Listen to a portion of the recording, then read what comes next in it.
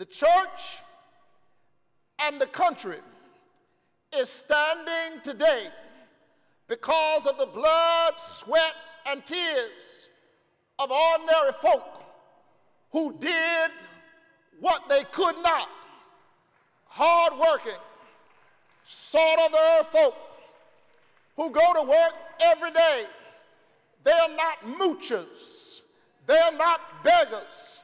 They are children of the living God trying to make $1 out of 15 cents. And as the gap grows between the haves and the have-nots, they continue to keep the faith.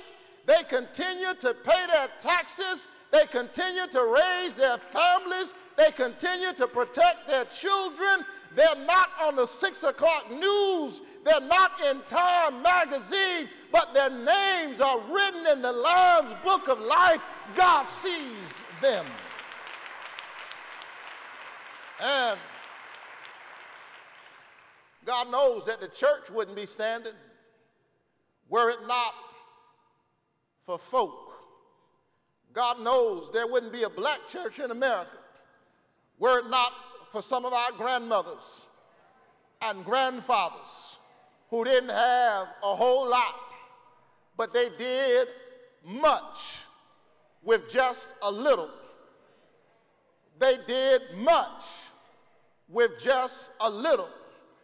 We have much and we do a little.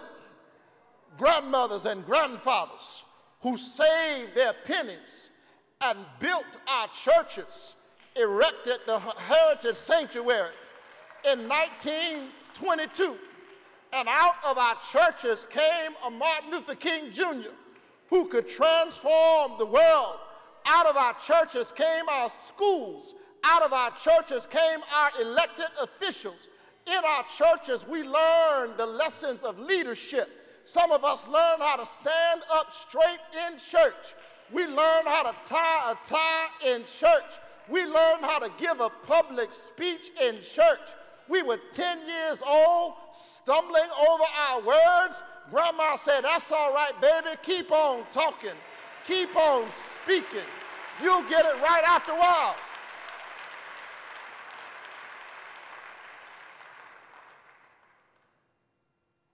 They brought to God their very best.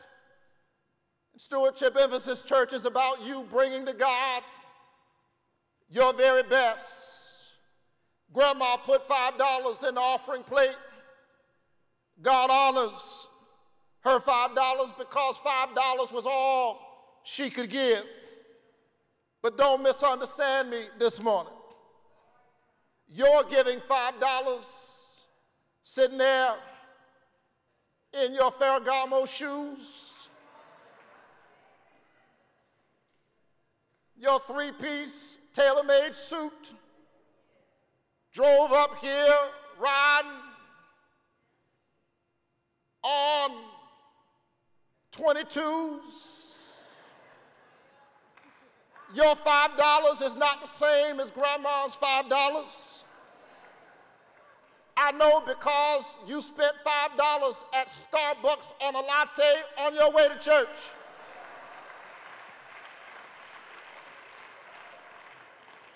And so let me give you a basic spiritual principle this morning. Your Lord and your latte should not be on the same level.